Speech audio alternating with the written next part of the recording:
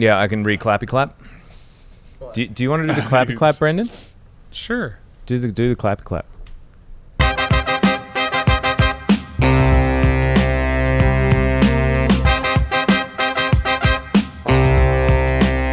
Welcome, ladies and gentlemen, to episode 4 of the POG State. I'm Atlas. I am now joined by Brendan Valdez and LS. We invited him over, I know, due to popular demand. You guys were wondering where the heck this guy was, why he wasn't on the POG State. Well, now he's here, so stop it.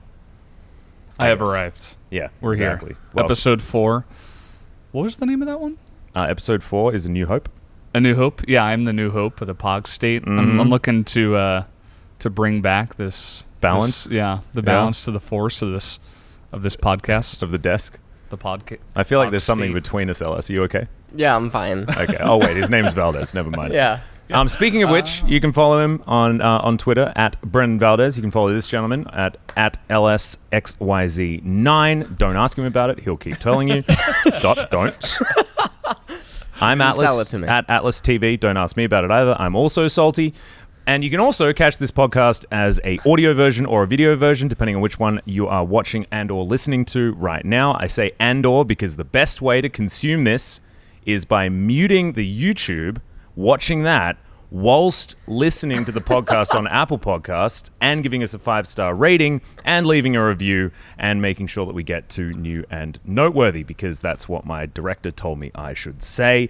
And you can put the gun down now, sir. Thank you very much. Before we do anything more, I do have to go through the disclaimer. Once again, this doesn't represent the opinions of Riot Korea or LS, apparently, because he's not listening to the damn disclaimer. We also didn't break Sejuani's... Is that... What? I think... So that's the Poro skin, right? Yeah, that's not intentional. Isn't it? No, it is intentional. It's a bite out of a No, that's not. It's a biscuit.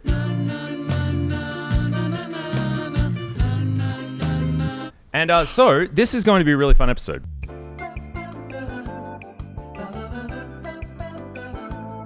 Because now we've got Valdez, now we can go through a full recap, and I need to recap you on a few of the issues that we've been facing here at the LCK. Unfortunately, we're on hiatus. We're now having a podcast where we're not even really able to tell you that there's some cool games coming up because we don't know when they're coming up. Yeah. So thankfully we're still doing the POG State, and so you can still catch up on some LCK news from there. But we're going to probably make this a little bit more of a broad episode after we've gone over some of the cool stuff that's happened in the LCK for the first round robin, because we've now seen all of the teams face off against each other. And I want to talk to you, Brendan, about this. Because I want to know your opinion on... We didn't include you in the very first episode of the POG State where we gave our predictions on what the league's going to look like. Who did you think was going to be the best teams in the LCK? I think I really had my money on Dragon X. I wasn't really super convinced by T1. And Gen G, I was like, yeah, they have a strong roster, but it kind of reminded me of... KT when they had their superstar lineup, and then they totally fell apart.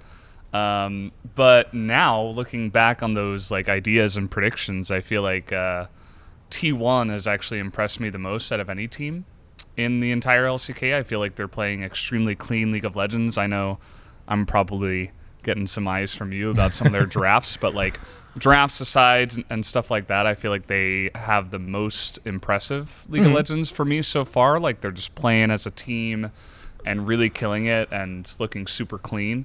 So I'd put them at number 1 right now, Gen G 2, probably Dragon X 3. But in terms of predictions, I think I had Dragon X at first before the season did start. Well, I mean, you're winning in comparison to my predictions. I put a Freaker up the top, and they're currently 4th. Dragon X is equal 2nd. So you're a winner. LS, how did you feel like your predictions went? We got yours. It was on tape. You were also a Dragon X fan. I believe you didn't put them in order at the time. But I think the top 5 is exactly right. Did I get it right? Yeah. I might have. Yeah, because we were umming and ahhing about the 5th place, right? And it was between Sandbox and Damwon. Yeah. And we, in the end, chose Damwon. Good job, guys. Nice work. We nailed it. We Sorry, didn't Sandbox. didn't quite know that Sandbox were going to implode during this season. They're which now is something Saltbox. Saltbox certainly is a thing. But which were the teams that impressed you the most in the first round robin? I think Dragon X, even when they had super horrendous drafts, they still made games look a lot closer than they should have been, especially relative to how some of the early games went. Obviously, T1 actually outright won some games that they had a horrendous drafts, but it was also against weaker teams that they ended up winning, whereas some of Dragon X's almost miracle turnarounds were against some of the better teams in the league. Again, despite super catastrophic early games and just disadvantages out the gate. So I think Dragon X actually... in a really weird way, even though they're not first place, I think that they look the best. Oh, really? Yeah. That's a big call. Yeah. Because, I think Gen G also deserves a mention as Gen G looks really, really good. Pretty well. Yeah. Gen G, I think, looks really good as well. I think the manner in which all these teams are winning and losing matters in terms of context, so I don't know. Actually, I think that the top three are all really close, but... yeah. I think that I want to dive into this just a little bit deeper as well, because I think the top three we've all agreed on are exactly what's represented in the standings, right? T1, Gen G, and DRX. I think a lot of what they've been doing and what they've been sort of revolving around is their mid-jungle. Think about the mid-jungles for these teams. They're just insane. You've got Chovy and this new god, Pyoshik, who's playing better and better each game. But then you've got BDD and Clid that not only look the same, it seems like they've got the same brain when they're playing together. And then you've got Faker and Cuz, who are really coming into their own as a great jungle duo. Do you think that mid-jungle is important, or do you think that just for some reason we've got these really cool combinations of mid-jungle in the top three? I think mid-jungle is really important right now. I think mid is a lot more important than what people might give it credit for. Okay. In its current standing. I just think the mid lane role is actually it's so important in helping the entire flow of the game, and I feel like bottom lane, obviously, I think a lot of this is also just due to the meta. Yeah, in a way as well. Bottom has been very, very. I think this is the most stale bot lane has ever been. It's 380 carries basically. I mean, Worlds was 280 carries. That's true. I guess that was. Will we ever get to the 180 carry spot? I know, but then I guess you'd ban it then, wouldn't you? Any truers? Any truers? Oh, what? Yeah. I mean, yeah, kind of have that with Aphelios now. Yeah, I mean, Aphelios Misfortune seems to be the one ban at least every game. Yeah. The difference between this and Worlds, where Worlds was obviously the Kai'Sa and Xayah show, right, is that Kai'Sa and Xayah, they weren't defining in the same way that Aphelios and Senna just feel like they're absorbing bans, as well as whenever they're through, it doesn't seem like there's any clear-cut way to sort of answer some things, as well as Misfortune.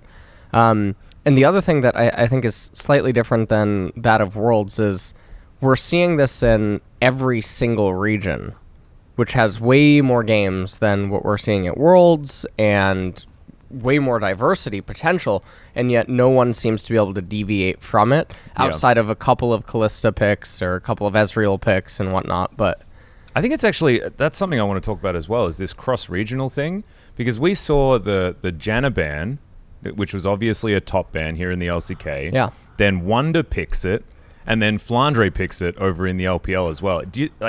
It's super cool seeing that basically the meta isn't the Korean meta, the Chinese meta, Europe and NA. It's it feels like it's a global meta now. Yeah. Something happens somewhere and all the analysts are on it and they've figured it out.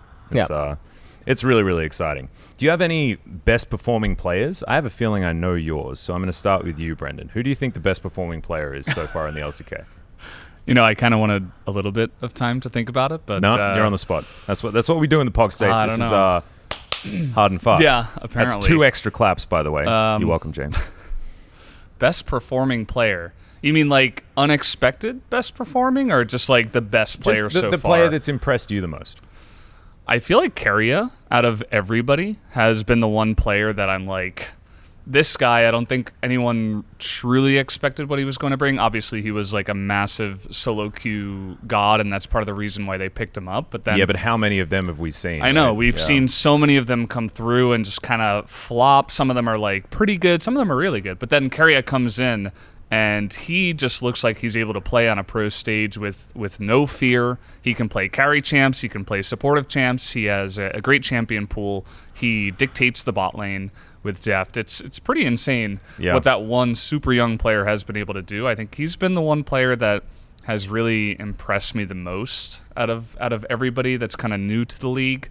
In terms of, coming back players, I feel like Faker, I was a little bit unimpressed. I mean, Faker's Faker, but I was a little bit unimpressed with the last couple of years.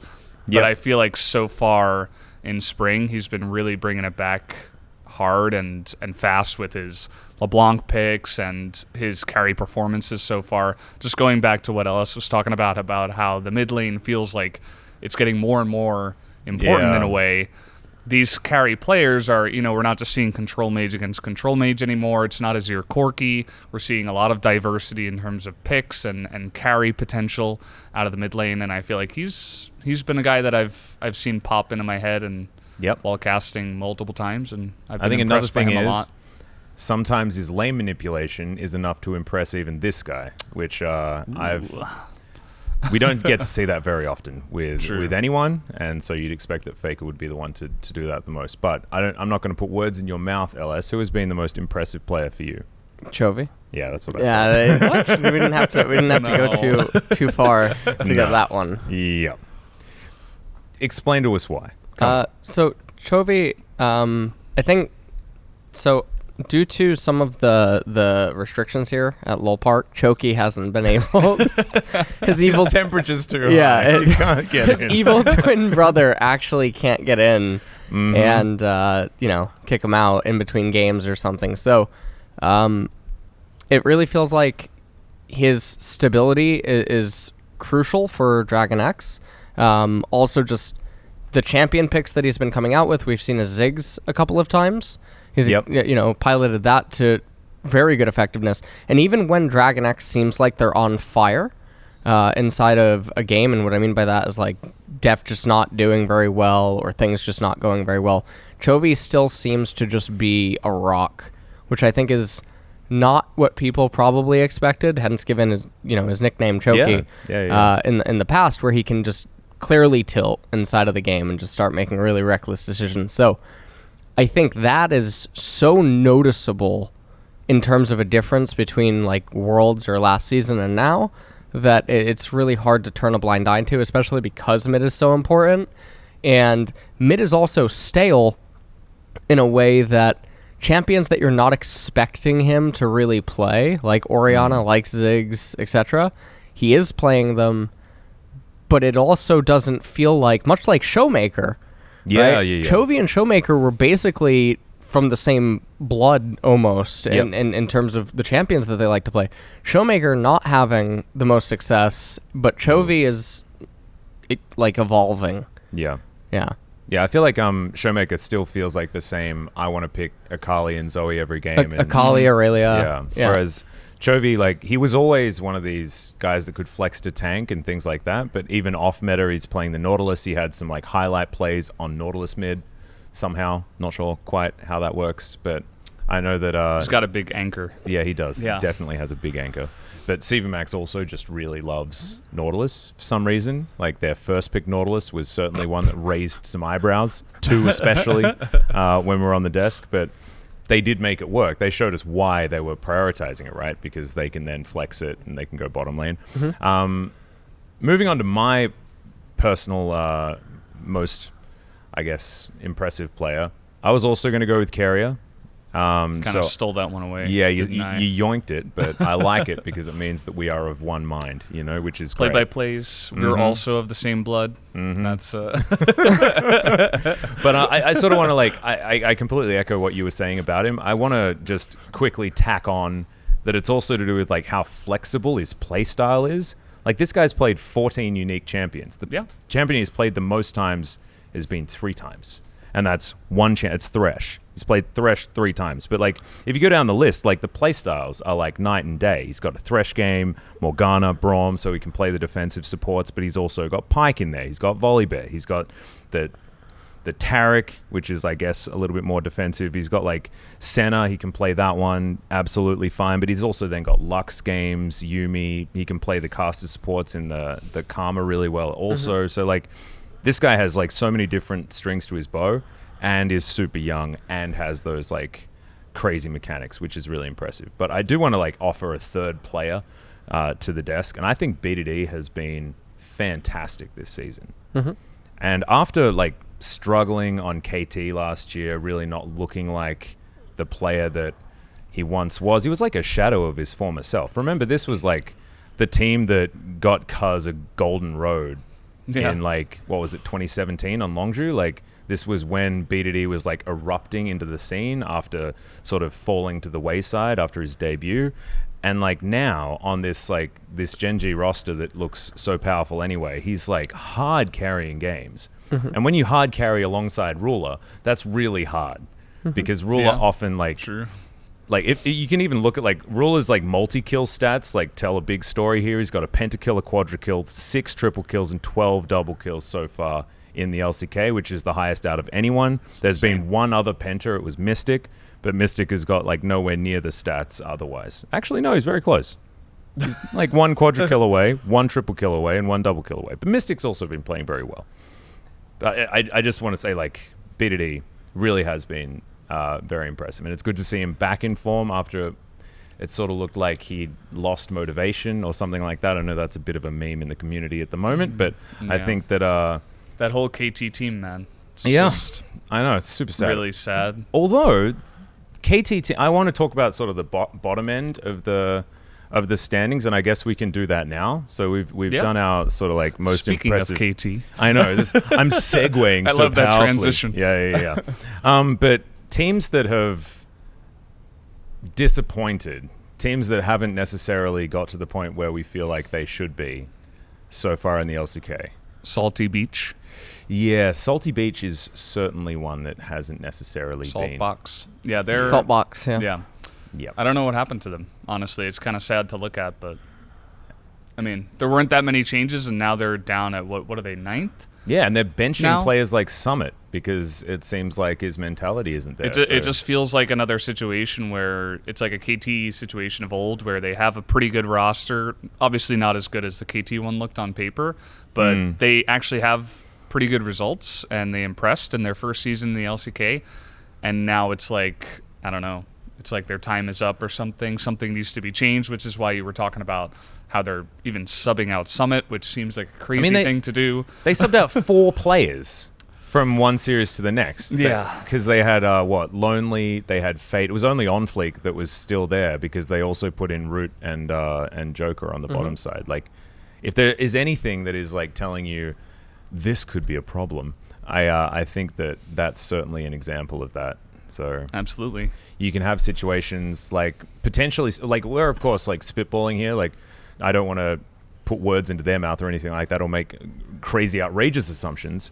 However, it did certainly look like there were some emotional issues going on with this Sandbox team that had a roster that looked good on paper. Like, they made it to the final of Kesper Cup and looked like they were a team way beyond the sum of their parts, right?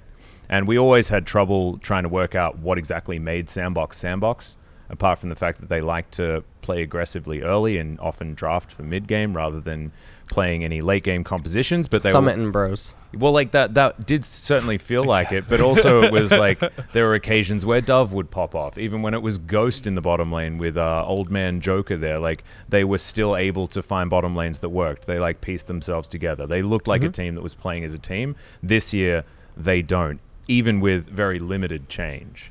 So it's a little bit of a worry. I think, like, I don't know what everyone's expectations for Griffin were, but I think also, like, bottom 2 is not where Griffin saw themselves either. Like, the talent on that team is still strong. Like, Tarzan and Viper are still the same players. And Cabby, now iRove, had a lot of hype going into this season. So disappointing with how they've been going. Plus, UCal and Neon are no slouches in mid lane either. Like, UCal brought KT to Score's first title. Like, this is a player that's had many accolades, and Neon had his probably best split of all time just in summer of 2019. So I think it's crazy that they're another team that looks to be crumbling, not necessarily based on the skill level of their players, unless we're looking potentially top lane where things have been a little bit worrisome. The Maokai performance from Sword was not one for the history books, one could say. I think we should also mention the teams in the bottom side that have been doing surprisingly better than we expected. Yeah. I actually really like watching Life games. I feel like... I thought you were going to say APK, but we can talk about them after. APK and KT are a little bit more obvious. APK, they have this free-flowing form that is really hard to have fun figure out. Even though they're not necessarily winning. They're like, I'm just psyched to be in the LCK, man. Isn't this cool? Like, I'm going to play Alawi right now. Yeah. That's what I assume that APK is just represented by Ixu, because he's what I watch for every single game. The guy that plays Zillion and Aurelia. They've got some cool hairstyles. Trigger's got the mullet going on, right? Yeah. It feels like they're kind of like the hippie team of the LCK right now. They just do whatever they want. I think they were told. They're having fun, I think Secret finally told his secret to APK, and now they're all just psyched, because they know. Must have been a good secret. They know. Do you know what it is? Papa knew it, but he never told us the Kongdu secret, and then Secret left. So he's back, and but then Papa left. He's not the Kongdu secret anymore. Yeah, and then Papa left, of course. Oh, maybe the secret was too much. He couldn't handle the secret. The weight of the secret. Make sure you tweet it, Pup Smithy, and just ask him what the Kongdu secret is. That's actually how we got into 100 Thieves. Is it really? Yeah. They learned the Kongdu secret? Well. And that's why they have so many people lining up for their new department store? Exactly. Oh my God. Okay, I figured it all out now. That's the road to success. All right, I'll just be right back. I just need to make a phone call. Yeah. I need to find out the Kongdu secret as quickly as possible. But the other team, APK, obviously a lot of fun. Yeah. Impresses. Give us your Hanwha spiel though. I want to hear about this. Well, I wanted to talk about KT as well, because they went 0-5 and then 4-0. Yeah. Right. That was their round one. Like, I don't. That usually doesn't happen. It does happy, though. It does happy me a lot. So I am the happy. Talks for a living, by the way, guys. I have the many words. Just listen to me. He's still trying to get around a mouth without braces in them. I know. There's too much room. I mean, it's also slippery in here. I don't understand. Yeah. But KT, I mean, that's really interesting that they've been able to totally turn it around. Yeah. I mean, they looked like, to use a strong word, trash in the beginning. Like, we were like, oh, we thought APK was going to be the worst, but maybe it's KT. And then all of a sudden, they're like, no, we're actually potentially getting into the top 5.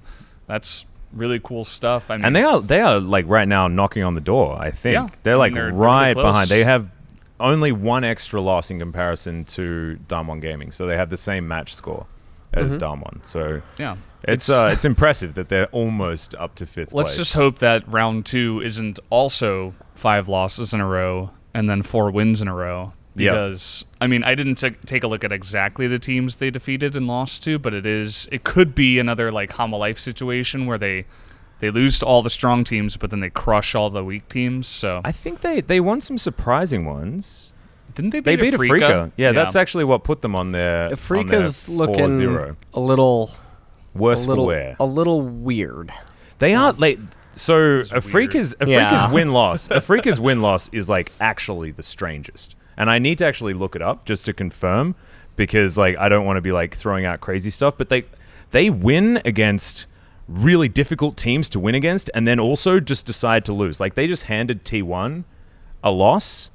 They beat Damwon, which is expected. They lost to Gen G, which also was expected. But these are all 3-game series. Yeah. Almost every single one, apart from their 2-0 over Griffin, it's all been 2-1s, even against APK. And the Griffin series, if you remember, Griffin was winning and then lost. Like they threw it away. Yeah. They had very clear, decisive winning moments inside of the game, and then Afrika managed to come back and win. So those are always very interesting games because if you view them in a vacuum or something, maybe we can look at the Afrika Griffin turnaround as saying like, okay, well, this probably occurs a very small % of the time.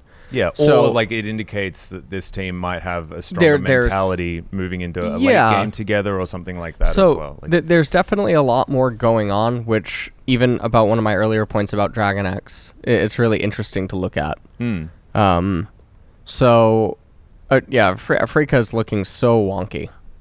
It's wonky, but it's working in a weird way, right? Like they're solidly 4th place right now after their win over T1. Like they've separated like the top 4 from the bottom 4. Like from the bottom 6. Like we have an elite 4 now in the LCK, which is like really exciting, but also kind of sad. You kind of want an elite 3, and then for the rest to not be super great or just to be the same level and still providing competition to our elite 3 that we can then send to Worlds. But now we have to be disappointed because one of these teams isn't going to make it. And yes, I'm talking about Worlds halfway through spring. I'm excited, all right? I'm allowed to be.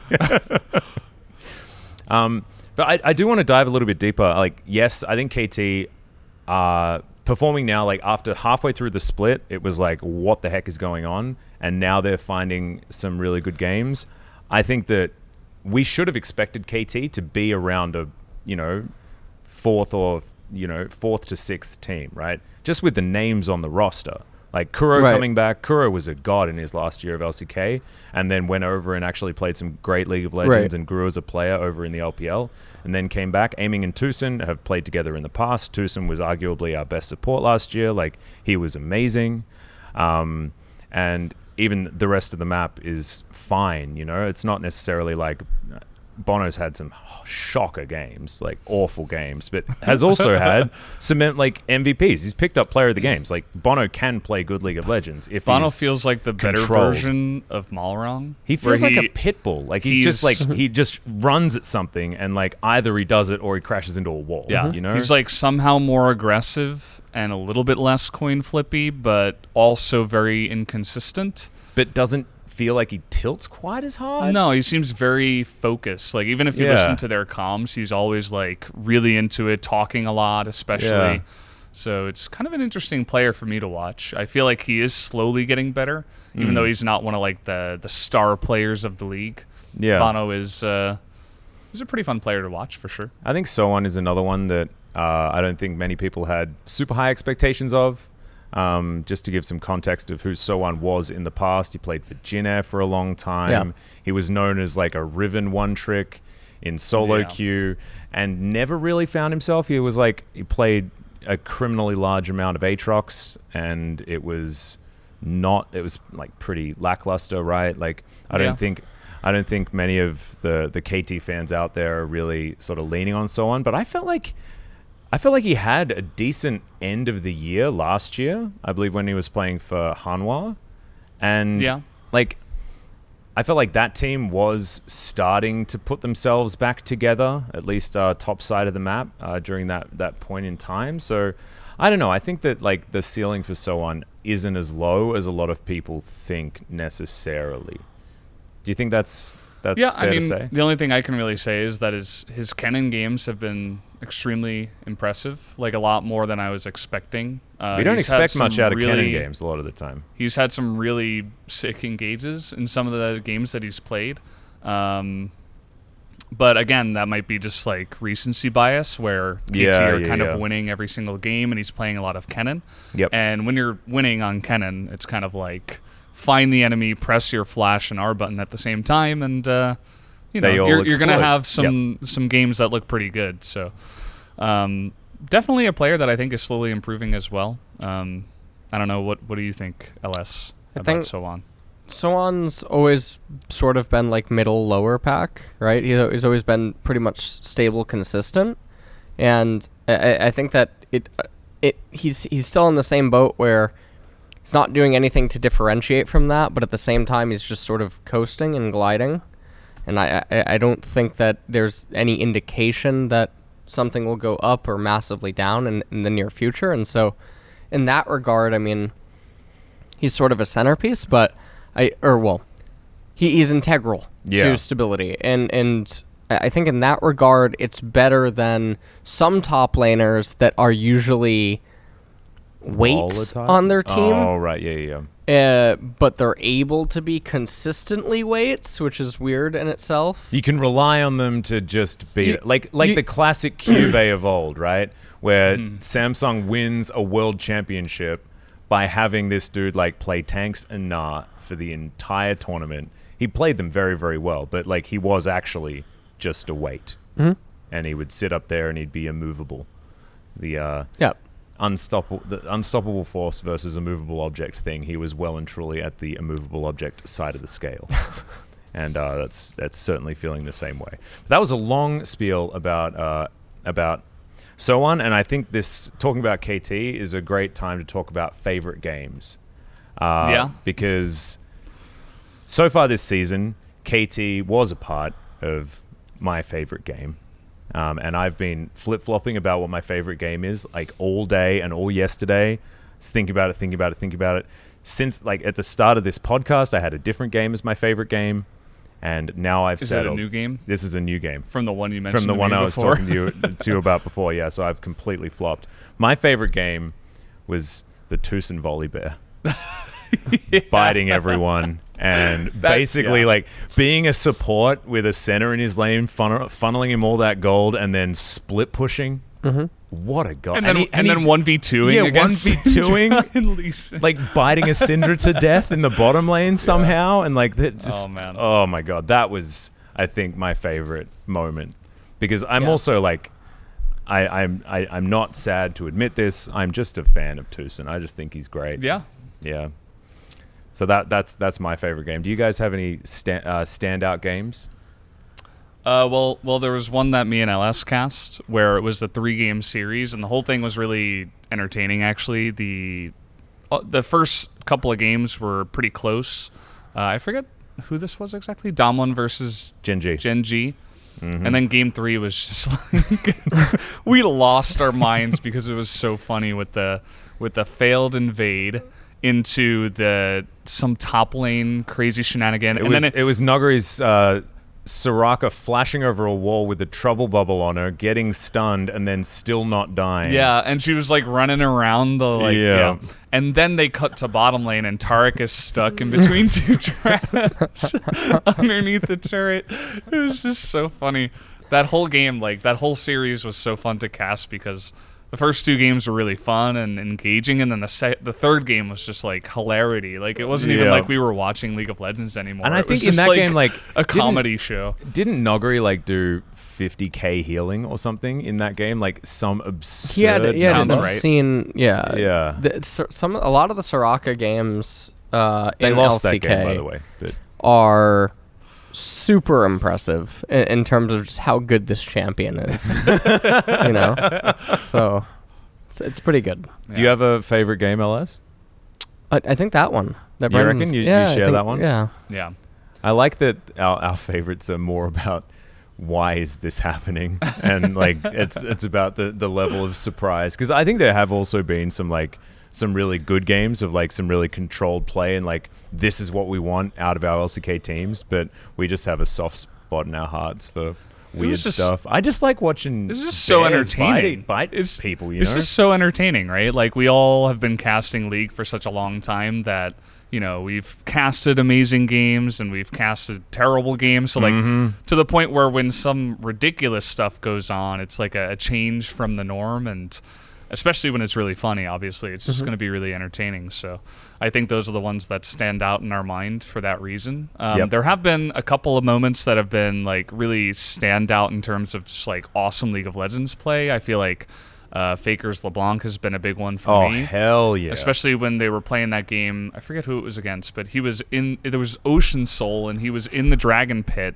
and they were behind. Maybe it was against Griffin or something. It might have been the Sandbox series. It was against a lower team, but they were like really far behind, and they somehow like clawed it back through this crazy team fight around the Ocean Soul Dragon, and Faker's LeBlanc was just like all over the place. There's that. There was Mystic's Ashe when he had that sick pop-off moment in the pentakill. That wasn't even the pentakill. That was just his like sick pop off in the mid lane where like it was like a quadra kill. He was like sidestepping everything, like perfect QSSs as well. Like Ashe play can sometimes be really impressive we know about because this, right? She doesn't have like arcane shift or like but we've been mobility, watching Prey for so long. Yeah, you know? it was like a Prey moment, basically. Yeah, and having like that in our back pocket, like remembering all of the Prey outplays, you need to be a pretty sick Ashe player to be impressive on the LCK broadcast, right? Yeah. And Mystic is also an OG Ashe. He's like he was the Prey of the LPL for like a couple of years before he came back to us. Thank goodness.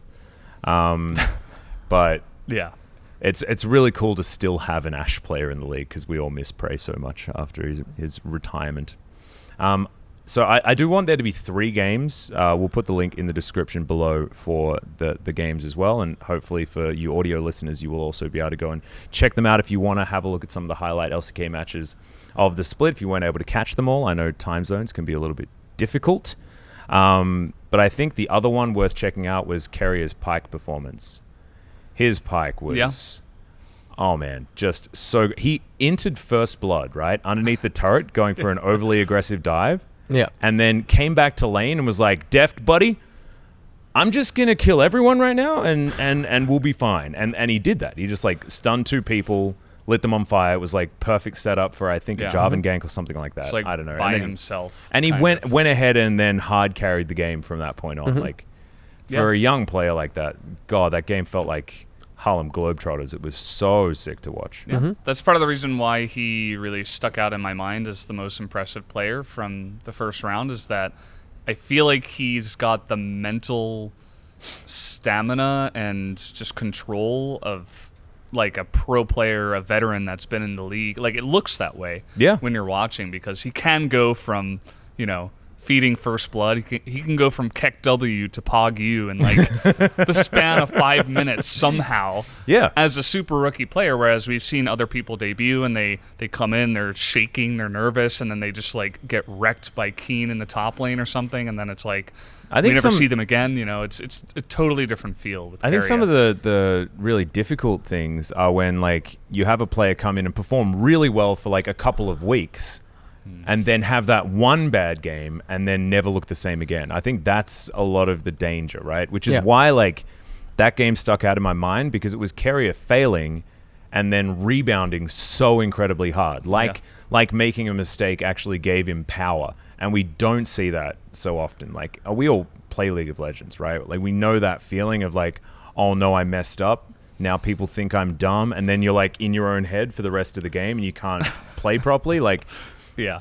You're in your own head, but also the 4 teammates on your team. Yeah, they're also in your head with you. And potentially the enemies are all making it clear that you suck. So that's also something that solo queue players will understand. It's really very hard. Close and like, to home. I think even in a professional match where you're not dealing with that sort of stuff because you know all of the players and all chat's turned off, like you're still going to be in your own head, probably even more so. Yeah, you don't have that outside issue, but like hundreds of thousands of fans are watching you and judging you, and the personal pressure is like so high. So I could imagine that like that initial feeling that Carrier felt after screwing up that dive on his first Pyke game in the LCK, bouncing back that hard from that moment is like outstandingly impressive. So really, really cool stuff. All right, so I want to bring the conversation to what it is being a commentator here in Korea, because we have 3 of them now. We have 100% of the League of Legends commentators in Korea right now for the LCK. Unfortunately, even though Bryce Egym Paul does have his visa now and is ready to come, as soon as he got his visa, we cancelled the LCK. Yeah. I don't know what that means, but hopefully it's just a coincidence. And when we get the league up and running, as soon as we possibly can, he's going to be there and can start debuting. Hey guys, what's going on? My name is Egym, and welcome to the story of an LCK caster that has never cast a game of the LCK. So, my name is Bryce. I'm an ex-pro player, support main. Have been a caster for a couple of years now in the OPL. And this year, 2020, in January, signed on to the LCK. Lots of you probably seen the announcement. Went out early January and was ready to travel, like booking everything, getting sorted to move over to South Korea to get my life sorted before the LCK started. That's when visa prison attacked. So 2 weeks of delay turned into like 3, 4, 5, and then all of a sudden half the split of the spring season of LCK is just completely gone. LS has cast basically every single game because there's no counterpart to him on the caster desk. And it's been a little bit of a disaster. So I've been sitting here waiting. Eventually it got to the point where we're now in March and I have picked up my visa. It is all sorted, ready to go. And I think the day that I picked up my visa, genuinely went over to the Korean embassy, came home that night at like 2, 3 a.m. I get a message. KakaoTalk goes off and it's just like, hey, LCK is going on hiatus. And I'm just like, great, that's fantastic. So I've just been waiting here for a real long time. I've been getting lots of questions, especially when like people type !caster in the Twitch chat of LCK and people are like, who is that fourth guy? Why haven't we seen him? Well, that's me. This is why. Basically, everything is sorted now. Once LCK comes back from hiatus, once we have a date, then it should be fine, smooth sailing. Just tread on over and I will be able to transition into it and you will see me on the broadcast. But overall, that is the backstory. I've been sitting here doing all the prep I can and just waiting. And that's it. That's me. Hope to see you guys soon. Hopefully that is as soon as possible. The hiatus won't be for much longer. And I'll see you there. Thanks, Egym. We miss you, and we really want you to come over here. Just board a ship, get here, and we can start on the LCK. And you can get on the POG State with us as well. So looking forward to introducing you onto the show. For now, you have us three, and we want to take you through like a day in the life. And now, things have certainly changed. A day in the life of a commentator this split varies from what the last split was because of the coronavirus and needing to stay as safe as possible. Yep. What we've started doing is we get our temperature checked whenever we come into LOL Park. We have to wear masks wherever we're going and get foundation all over the inside of our masks and all this sort of stuff. It's orange inside of my mask. Yeah, it gets quite orange. But we generally don't wear them on the broadcast, but we know that LS likes to take extra precautions in his adorable gloves as well. Thanks. Yeah, like it a lot. But yeah, and there's a lot of like hand sanitizing, making sure that we wash our hands. By the way, when the coronavirus isn't a big deal, continue washing your hands, please. This is so confusing, right? It's all over the internet. Everyone's like, oh, make sure you wash your hands. I'm like, are people only just starting to wash their hands? It's terrifying.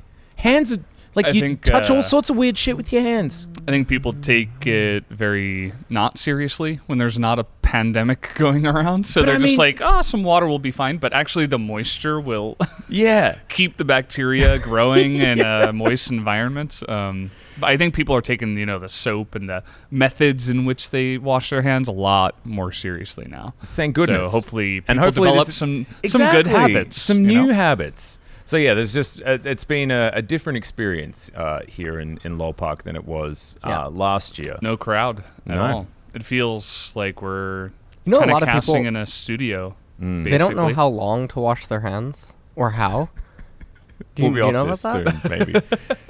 No, really. It's like 30 seconds, right? Yeah. It's like 30 seconds. So for like Zoomers, okay, that used to watch, I saw a tweet yesterday. It's like My Chemical Romance. It's from the beginning to the Beaten and the Damned part lyrics. Yeah. So if you were to sing that to yourself, that's about how long it takes. Of the Black Parade, right? Yeah, the Black Parade. Yeah. Yeah.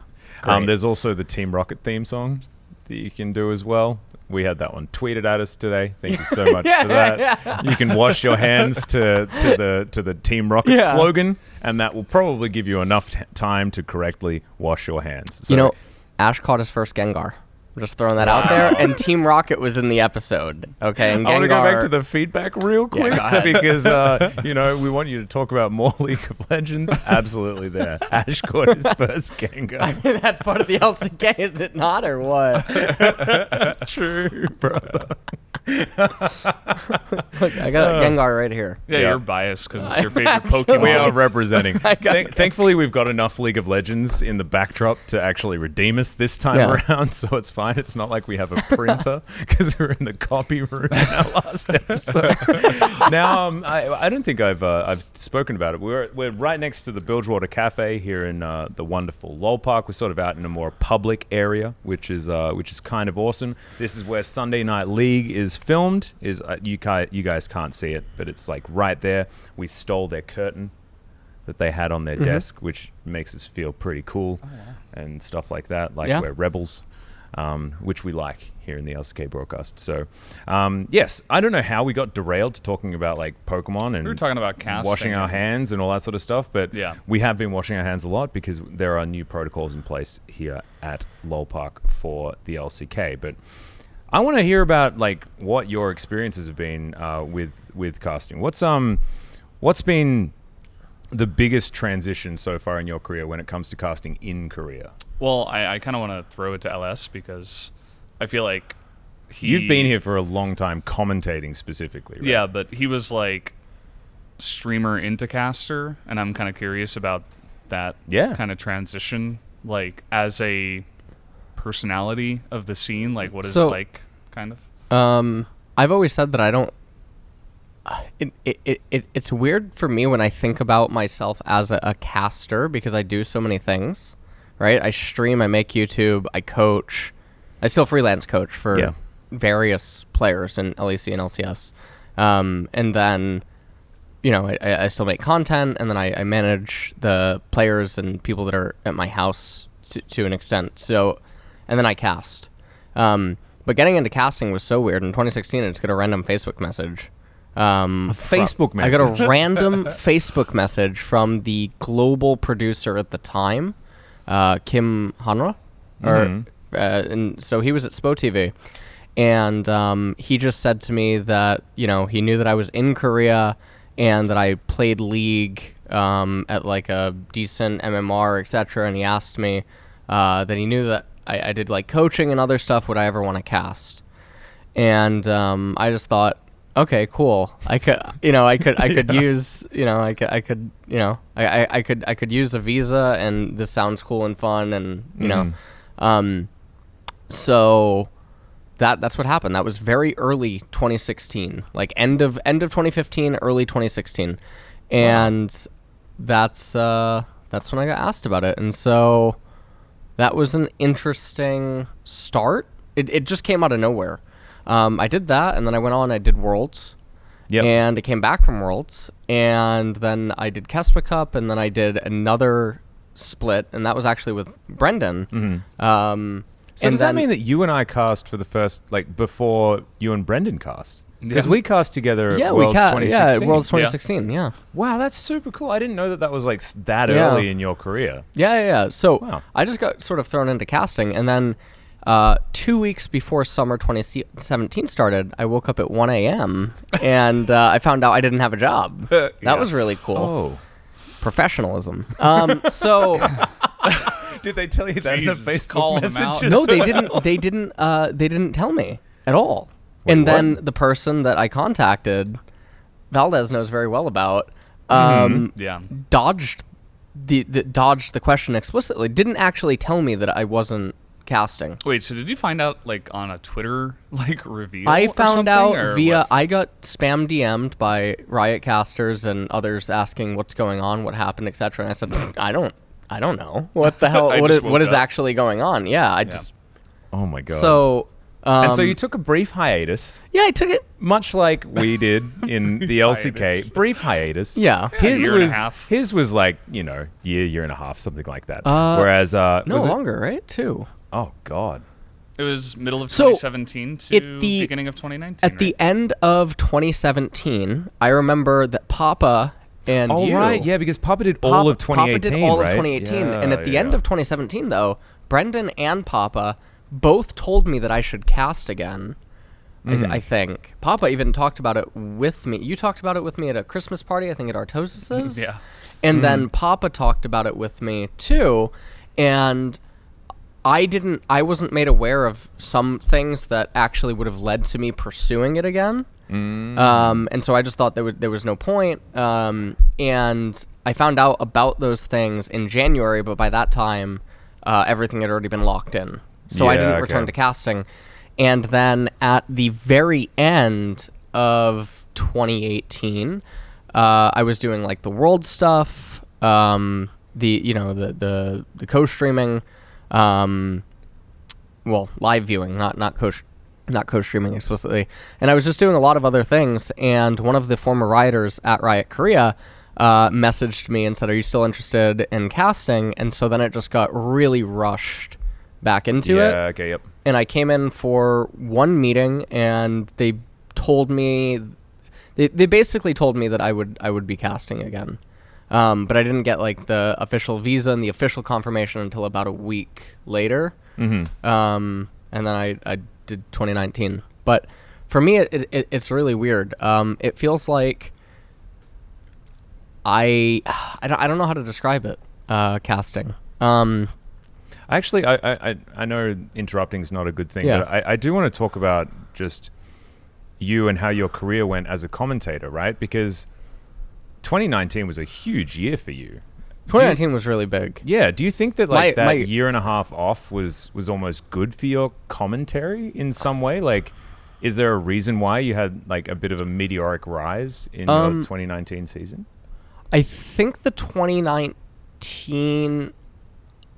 I don't know what to think of 2019 because all my numbers, if I were to view LS as like a tangible sized thing, all my numbers either double or tripled on all mediums basically, and so that was gigantic, as well as like public perception seemed to change almost entirely.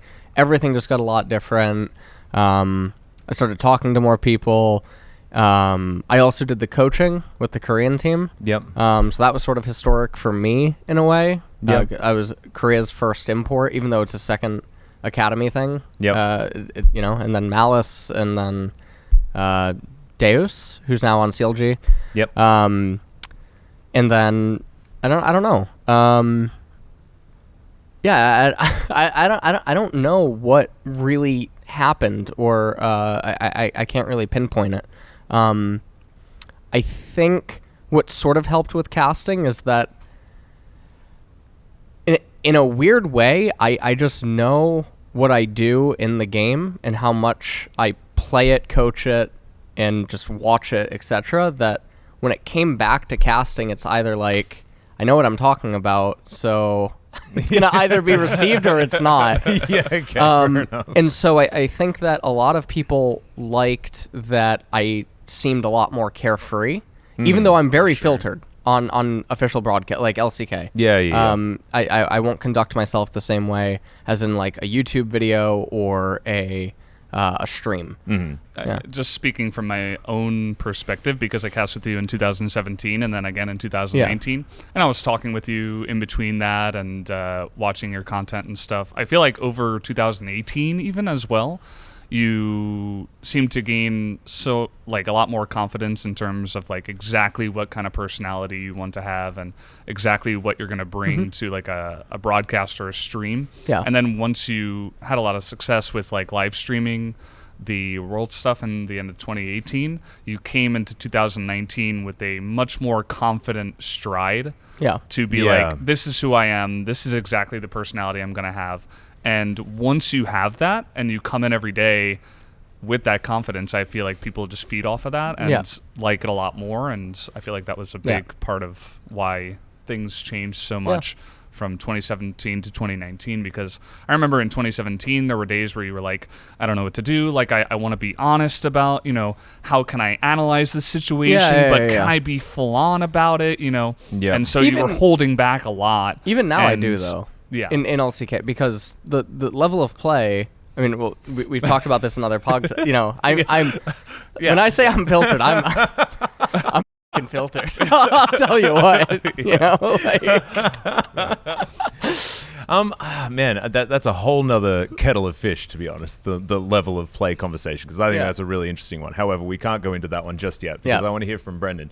Because a little known fact about Brendan Valdez is that he was in Bronze 5. He was in one of I gotta own my. sorry. Gotta be confident about my identity. Bronze Valdez 5. Bronze Valdez 5 over here. You were part of one of my favorite series of all time. You were commentating it in that epic tricast. Yes. It was Azubu Frost versus CLG EU here for Champions Korea in 2012. And you were on that broadcast. Is that a gray hair? Or? Actually, there were. Did you actually see the gray hair? I do have a couple of. Oh my God. Lost sight. No. Just yesterday in the mirror, I found 2 gray hairs. Oh, no. Like, oh no, it's happening. Well, just for context, by the way, I'm much older than Brendan, and I started commentating. 3 years older than me? Yeah, 3 or 4. It's still pretty old. I guess that's a lot in esports years. Yeah, for like actually. Zoomer years. Zoomer years, that's many, many years. True. Yeah. So I started commentating in 2013. So you were already... Did you take any inspiration from I think it must have been. I think 2012 cast. And can you remind everyone who your co-commentators were for that particular... Yeah, it was Double Lift. You guys might have heard of him. Little known streamer called Double Lift. He's the sub for Team Liquid, right? He's the sub for Team Liquid, No. We shouldn't go into that. It's been great hearing that he's feeling like he's getting back on track. No, he's back. He's back now. I believe. I saw the tweet. I didn't see the game tweeted today, saying actually. I'm back without any punctuation. So I think that means he's serious. Yeah, I took today's coach stream off, so I don't know. I didn't see the games yet. Yeah, I haven't seen the games yet either. Yeah, but it was Double Lift and Mole Trap. Yeah. Mole Trap, a old time StarCraft commentator. Mm-hmm. And I think he also did Warcraft 3. Not 100% sure, but I think he was definitely doing StarCraft. And then he came in the beginning of 2012 with Torch, who currently works for Blizzard. Yep. And that's the name. I met Torch. I met Torch a little while ago. Yeah, I think he was here with Rachel. And that was, I think, when I first met her as well. And in 2012, I think OGN at the time was... just figuring out like who to get for their casting, so they're like, you can speak English and you're in Korea. Yeah, that's a whole other bag of worms. Wait, you won a raffle to get I won a raffle to come casting. to Korea. I thought you said weren't not you to a get rapper? into casting. Yeah, but that's the chain effect. Yeah. So whoa, is that seriously? I can speak about exactly what happened. This is more interesting than I thought. Yeah. No, I was at college or uni for thank you. Yeah. Southern Hemisphere being taken care of. Yeah. And I was doing 1 year, and I wasn't necessarily happy with the way it was going. Like my college, Middlebury, for people might know it, but it was basically in the middle of nowhere, like actually literally in the middle of nowhere. Middle of nowhere, Barry. It was 30 minutes from the nearest big town, Burlington, Vermont. And these are names that mean nothing to me. I know. And it was just I wasn't really enjoying it. So at the end of the year, I was planning on taking a year off to try to figure out, did I want to transfer? What was I gonna do? And basically, I was playing hockey as well. So all I would do in my free time was play hockey, go work out, and play League of Legends. And that was it. So slowly, I climbed the ranks of League of Legends. I hit Diamond 1. My call to fame was that I played a game with Dyrus. Yeah. Oh. I think he was playing jungle for some reason, and I was top. And didn't make any sense. But I played with him in a game, and I remember everybody was kind of starstruck and like, oh my god, it's Dyrus. I played that one game, and I was Diamond 1, really high level. So I was really into the scene. I was checking Reddit all the time, and I saw this thing by Azubu. You guys might remember Azubu. At the time, they were just a company that had they were a streaming website. platform. They tried to were a streaming platform. They tried to beat Twitch. Really? Yeah, but you can't beat the Primes. It was before. Nope. No. All right, Mr. Prime. Not when they join forces with the entire Amazon. That's my next ID. Mr. Prime. It's perfect. When you've ruined the MMR on that account, you've got a new one to move on to. Losing streak. It's already done. Yeah. 20-game loss streak did it in. Prime. Oh my God. And then can the last one be Optimus Prime? I guess that one's probably taken. That one's probably taken. Yeah. No one. You're probably I'm not gonna lose be able to Mr. get- Prime now. I mean, I think you've already I'll get lost it when I get let's be home. real. Yeah. Yeah. I You guess gotta do most it of the before names this are in releases. Yeah. But at the time, Azubu they were just like a website. They were like a gaming company that didn't really know exactly what they were so doing. like Mobifier? So well, kind of, but they weren't making like a lot of League of Legends guides. It was like articles on gaming and some Korea stuff, and they had a lot of money and they didn't know what to do with it. So they sponsored OGN's The Champions. Yep.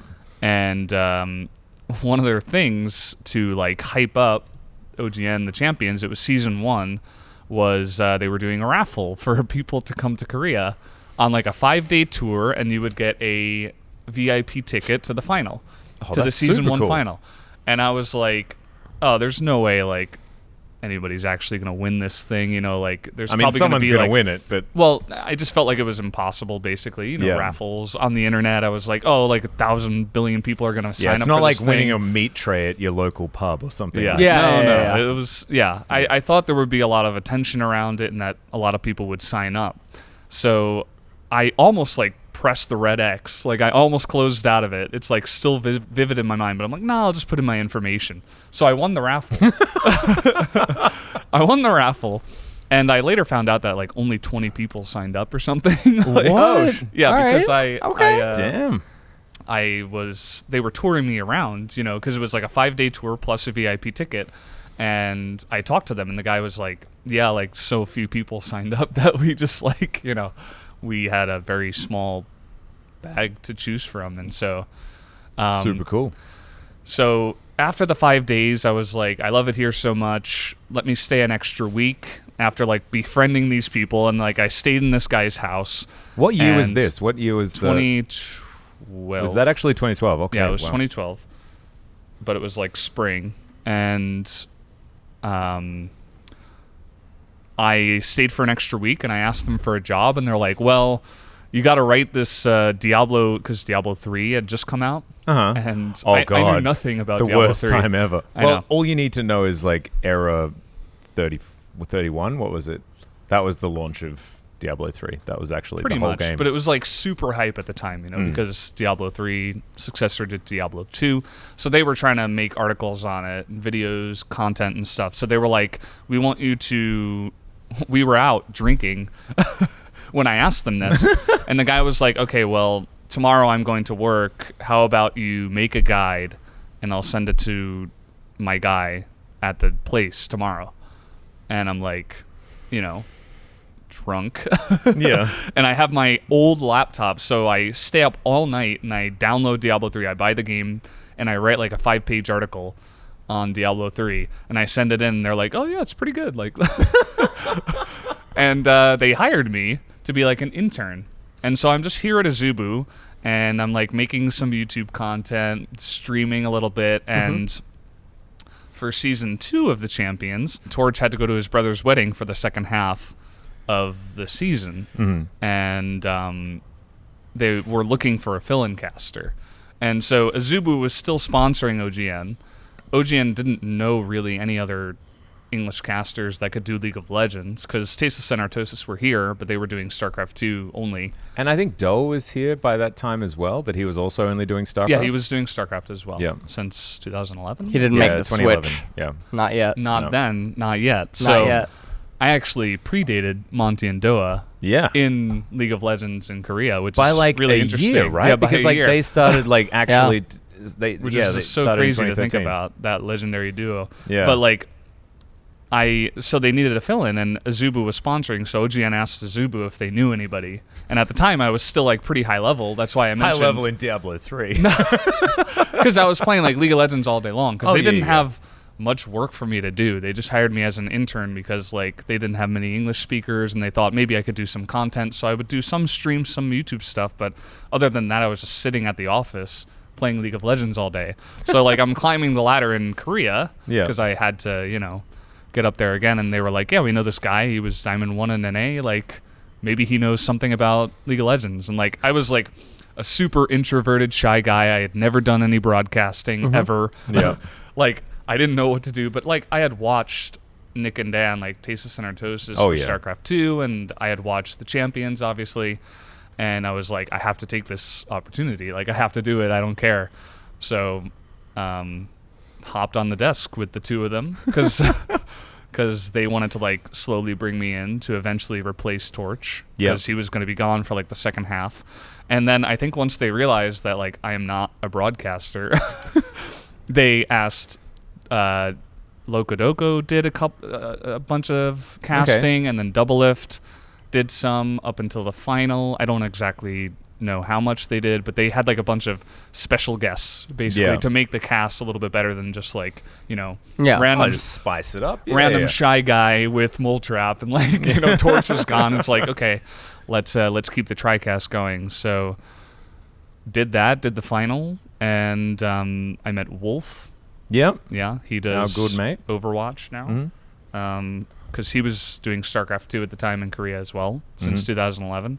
And he helped me, you know, get some part-time work, because after 2012, I was not rehired for the Champions, obviously, as Monty and Doa came in and they found, like, you know, real commentators that had experience and knew the game really well, and obviously became what they're known as today. And basically just kind of like slowly built a career in casting through doing like part-time work. I started doing StarCraft 2 in 2014 full-time. So did you go back and spend time in the States and then move back to Korea, or did you stay in Korea the whole time? So I took like a month and a half, and then I was like, I got to get back to Korea. Like, you know, I don't, you know. That sucks. There wasn't much. It really sucks. But like, that's the thing that happens, right? You get to Korea, and then you're like, wait, oh no. Yeah. Now I might have to leave one day. This sucks. I went back to NA and I was like, no. Yeah. Because I had left college. I had stopped playing hockey. Like, what did I have there anyway? You know, like really I had friends, but you know, it's just slow. Yeah. It's like you're going back in time. It did feel. So I mean, we are in like the technology capital of the world, and it's terrible. Yeah, I really do want to visit New York. I've never been to the East Coast. A lot of people compare New York City and Los Angeles oftentimes to Korea. But there's a difference, because in Korea, you don't walk outside and experience... I don't know if I should like say it like this, but you don't experience... Do we include the like poverty? You know what poverty? Yeah. You don't experience like poverty like everywhere. Yeah. You know, if you walk through the city, you see the homeless everywhere, and you see like people that aren't well kept, and they're not like. And you're not necessarily talking about it like it's their fault, right? It's a societal. It's a society thing. Yeah. You're saying that Seoul is like a poor city, or like no, it's the opposite. The opposite. In Korea, there's the social stigma. If you're not well kept, and if you're not well groomed, and like. Yeah. You know, you're sort of like normal and not. I don't mean to say it like that, but you know what I mean. Great segment. Just so you know, the eggshells are officially destroyed. You have destroyed the eggshells. But also, nighttime in America has a way different vibe than nighttime in Korea. Nighttime in America, you watch your back. Depending on where you're going. Not to mention it like ends, whereas like nighttime in Korea is like you're just like nighttime party until you're like just actually waking forever. up. Yes. There are clubs in Korea that close on purpose at 12 p.m. Yes. After clubs. Yeah, yes. You after can go clubs. to a club 5 a.m. to 12. In the morning. Yeah, 5 a.m. to 12. Yeah. Just insanity. And you can be alone walking outside and have no Yes. I mean, issue. And the other thing is, I'm obviously straight edge in the sense of I've never smoked a cigarette, I've never done drugs, I'm not a very big fan of alcohol, right? So in America, drugs and alcohol is Korea drinks more, consumes more alcohol than I think any other country in the world. Might be right on that. I think it's Korea than Russia, right? I think the stat is that soju is the most sold alcohol in the world. Even more than vodka in Russia. It seems a lot more contained here, despite how prevalent drinking is. there's something unsettling about walking down a very busy street in New York City or Santa Monica or something and seeing people just wasted or blasted or... I also think that there's a huge drinking culture here in Korea, but the I want to get obliterated culture doesn't exist. You drink as a byproduct of being out in order to have a good time, right? You don't drink with the as goal part of your workplace as well. And to be it's kind of, they have these after parties that are called huesiks, where it's like everybody kind of drinks and bonds together. Yeah. And it's just, kind of the part of the culture. But drinking is never the end goal. Drinking is just a thing that you're doing part of while you're out and having fun with your coworkers or your friends or your partner or whatever. Like, I feel like there isn't quite as much of the stumbling around for the sake of stumbling around drunk type situation when it comes to the drinking culture. Plus, it's the only substance that Koreans abuse, right? Or use, as far as anything that's going to be intoxicating that isn't extraordinarily rare because of how illegal it is. You can't smoke marijuana in this country. It's not that it doesn't exist. It's just that it's heavily policed and it's very, very rare. Very, very to rare. Get or anything like that. So, and we could have a discussion about whether or not marijuana is a thing that should be done recreationally if we want to, but I don't. What hour is this? Hour 3 of the podcast? Yeah, and actually, I feel like we certainly we just sort of went off topic. We went very off topic, and I think maybe Ian has to cut should we cut back to casting in Korea?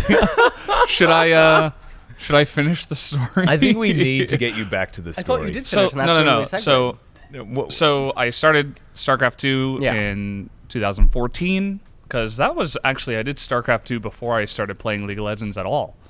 Yeah, well, I was knew trying that to you go pro, even you started your commentary career in what I thought the was full-time StarCraft. Casting was StarCraft 2. Yeah, but that was your where actual it's first cast was League. We have this caster named Brendan Valdez. He is the main caster of this league. That was 2014. 2012, 2013 is fill-in stuff. I found a way to come back, by the way, not through a fill-in position. I actually came back to study Korean. Oh, I went to Yonsei, and I used that as my excuse to be back in Korea because I was like, anyway, I just got to get back. So I was like, well, how about we try to learn Korean? So I studied up on Korean language institutes and chose Yonsei, went there, and in my off time, I did part-time casting. And that was also pretty intense, wasn't it? The course that you did. Yeah, it's 5 hours a day. No, 5 days a week, 4 hours a day. Yeah, so 20 hours and it was for a year, right? And you got up to level. So each 2? level was 10 weeks, and I did 5 levels. So it was a year and 2 months or something that I did. That's nutty. And then eventually, once I started, because it moved into 2014, and I was casting a lot, so I struggled to keep them both the same. And I'm like, okay, well, I did 5 levels. Let me focus on casting. And what now. level does Korean language start at when it comes to the learning levels? Where would you 1 to 6? And so it actually counts up. So never mind. It just shows how much Korean I've actually learned, which is 0. Well, I mean, currently. Not every place has that. That sort of that level thing. But generally, that's what the universities start do, at right? 1 and then you move up to 6 is the max. And a lot of people do that to go to Korean university. Especially a lot of the surrounding Asian countries. Yeah, a lot of people will come over, Chinese, Japanese, Southeast Asian. Yep. Pretty much anyone from the region will come over, learn Korean, and then go to university after passing a bunch of tests. So also I don't useful know what the for reason getting for a that citizenship if you want one. That? Yeah. But I did that. Got into casting, and then in 2017, because I was working a lot with Spo TV, they started doing League of Legends because they took half the broadcast. Yeah. And they needed commentators, and I was like, well, I mean, Hi. I've done this before, so that's when I first cast with LS in 2017, and that's how I'm staying in League of Legends since then. That's super cool. It's a wacky story. It's so strange that I've known you now for 3 years, and we've hung out at least once a week, every week of those 3 years, and I never knew that you got here based on a raffle ticket. Well, just based on how long the story is, I struggled to really tell it and like condense it to really give it justice. I'm not so sure I feel how like condensed this version. No. That's what I mean. Like, so I felt like this was a good vehicle to like just get the whole thing out there. Basically, no, that's really really cool. Yeah. I mean, I did warn you guys that it would be really long. So true. Well, mine's similar as far as like the luck-based part of it is concerned. I actually don't know how you got into casting either. So like I was back in Australia. If you guys didn't know, I'm Australian. What? It doesn't exist. I thought you were honestly, I tell them Queenslandian. every time it doesn't exist. Yeah, it's It's fake. I've seen the flight paths. Based on my memory, you have to Playing WoW get to the again, or- flight path to unlock the flight path. Okay? Yeah. Oh, I He have knows. those. He knows. Yeah. Yeah. Hollow Earth theory over here. Go ahead. Continue. Is that a new one? Oh, that's a thing. Yeah. Jesus. There's don't like think that's hollow, new. concave, and flat. I don't know. I like how globe Wow. doesn't exist. Actually, we're all Okay. living in a Except for when simulation, they- so Yeah. regardless of what shape the Earth is, it really doesn't matter. And here we were thinking bringing another we're all person in computers would anyway. add some more sanity. No. It certainly Yeah. did not. Yeah. Anyway, so I was back in Australia. I was working in IT at the time for an educational software company. I was doing IT support. I was turning things off and on again, like a lot. Just goes to him. You gonna have some of that ice? No, if I take a drink, the camera will just use it. Oh, Not okay. anymore. 'Cause I thought it It's was- now definitely. I thought on you were like gonna like crunch on some ice in Yeah, the it mic. wasn't very What were you subtle. talking about? Okay. Anyway. Yeah. Focus, guys. Come on, it's my turn. Yeah. I'm Go talking ahead. now. I'm talking now. Let the old man speak. Yeah. Anyway, so I was working in IT. I wasn't very happy. This was when I was still receiving a lot of counseling, and I was living by myself in a little flat, and I came across like this. I don't know whether you guys remember. It was a company in Australia. Of course, you guys probably wouldn't remember because they did a lot of work with Papa and with Pastry Time Hungry Jacks. back in the day. And by a lot, I mean like I don't remember how long Pastry worked there. And by work, I mean we just did it for free. We were just commentating for free. The name was Gamester, and we started by getting like a few little gigs there, like just doing Australian leagues. I know Pastry was there before my time, before he sort of moved off and was doing Star League with Papa. And I got my first run there and sort of fell in love with commentating. Found my friend Dale. Him and I did a bunch of like random Australian tournaments where we were just yelling about video games together. Did a few LAN events. And then there was one big event in 2013.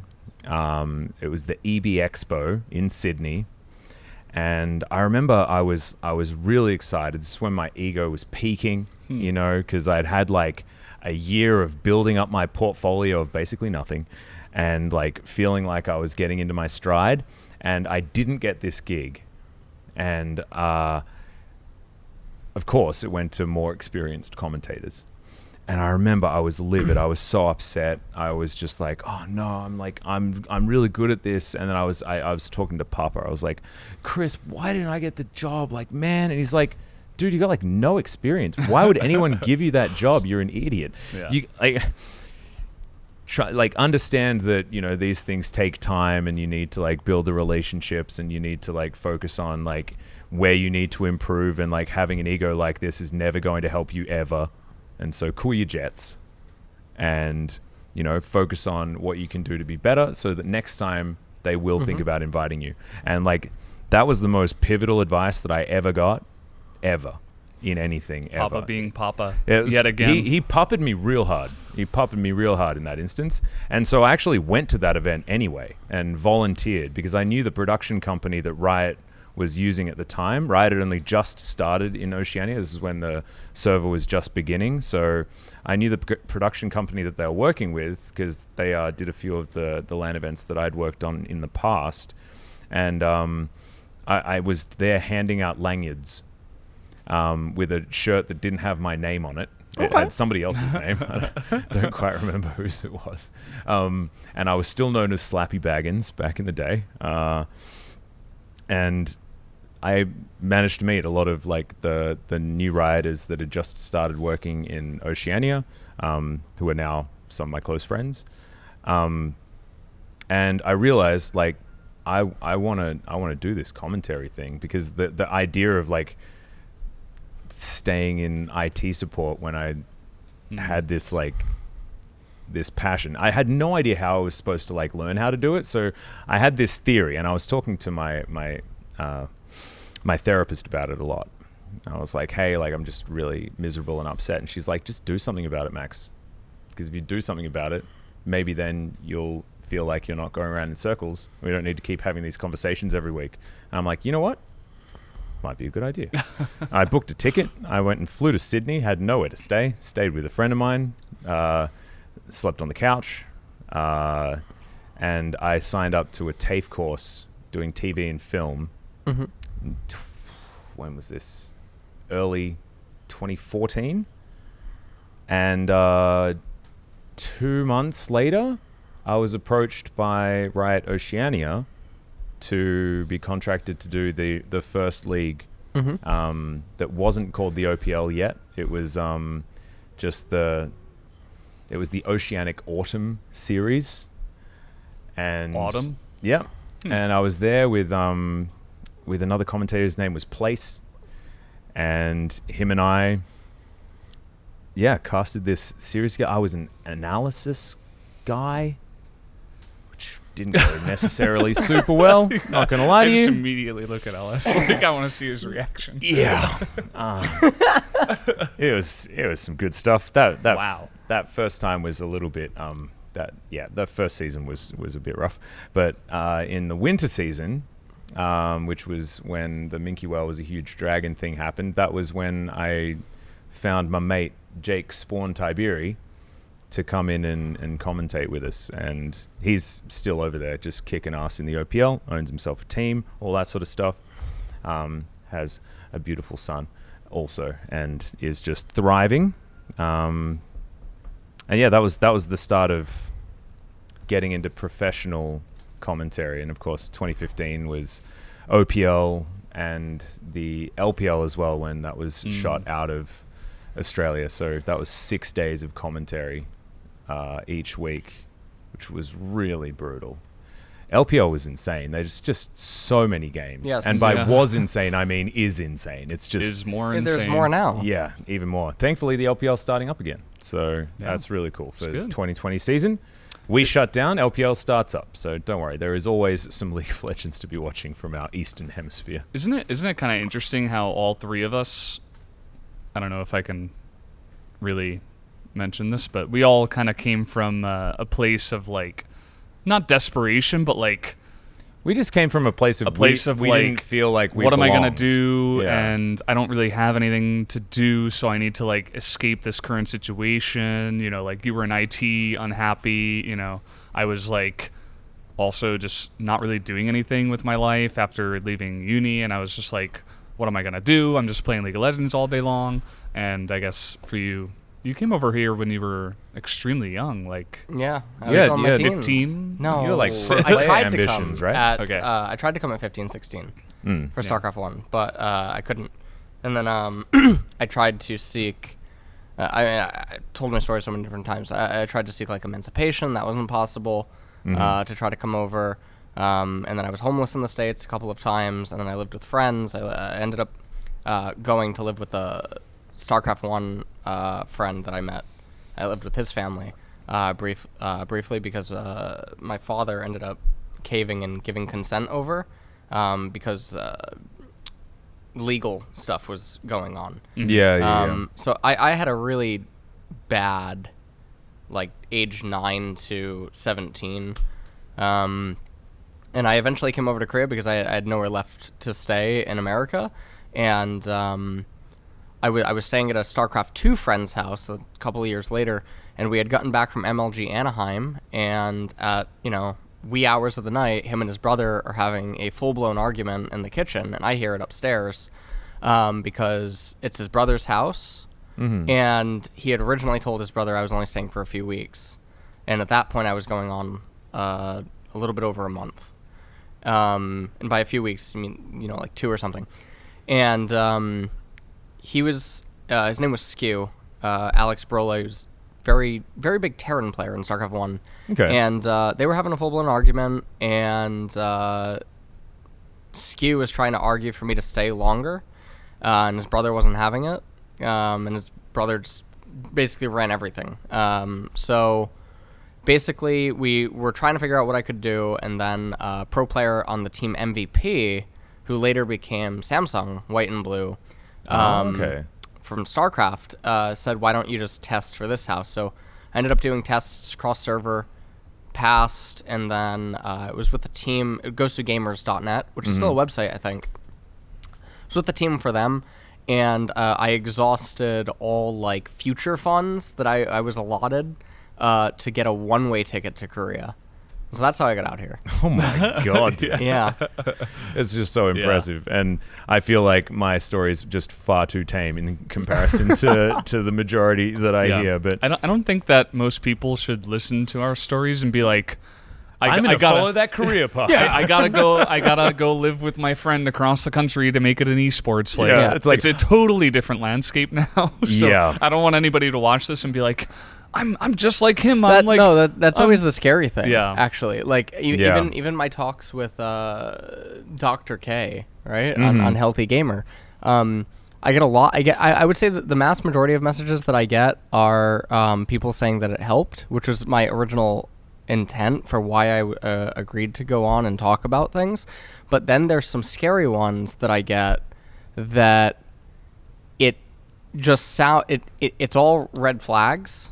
And then it says that the story not motivates them, but they're like, oh, I'm going to just leave my home and try to play games and all this other stuff. And it's Well, there's a lot of variables that are different. We need to caveat it with like bit of a disclaimer. This is an extra double disclaimer. We'll do double disclaimer of like our ways to commentary are probably not going to work the same way anymore. And we got lucky, but also I think I also knew figureheads in like every community I was a part of. I knew very, very big people. Yeah, I think so what it comes down to is experience is really highly valued as well as networking, right? And I think that's true in everything, but we relied purely on those two things in order to succeed. Does that make sense? Yeah. So finish college. Yeah, please don't quit college. I'm actually trying to go back and get my degree because I feel like it's still important, even though I've been doing this for so long and I didn't finish college, so I'm like, should probably do this. So it's still important. It might not work out. Having a safety net is always a good idea, especially if you can afford it. Like you can play games in your off time, like we all did, basically. I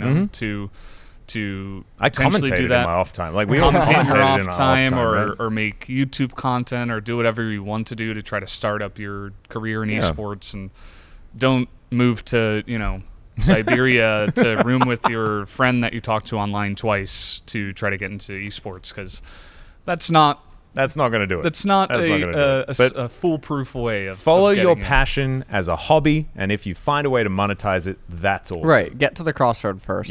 Yeah. But anyway, that's going to do it for us for this episode 4 of the POG State. Thank you so much, Valdez, for coming along. This is so much fun. We might need to have you back and discuss more about what it is to be a commentator in Korea, but we have ran out of time this time around. You can follow this gentleman at Brendan Valdez on Twitter, at LSXYZ9 on Twitter himself. He doesn't like the handle, but we're not going to go into it. I'm at Atlas TV, and you can follow the POG State at the POG State on Twitter, because of course we have one now, and we've got like this cool logo and things like that. This whole statue doesn't come with it, but maybe we'll just use this set more often. We're gonna give it away. Yeah.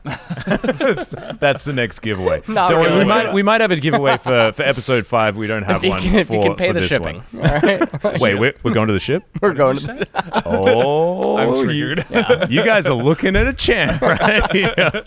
But anyway, that's going to do it for us. Make sure that you review us on Apple Podcasts if you enjoyed enjoyed the podcast, or if you didn't enjoy the podcast, just make sure. New and noteworthy? Yeah, we need to get to new and noteworthy. If you don't like it, the best way to let us know that you don't like it is by giving it 5 stars and leaving a review that says that you loved it. We'll understand the sarcasm even through the typing. So that would be absolutely fantastic if you could just do that for us. And for now, good night, and we'll see you in episode 5. Thanks for watching.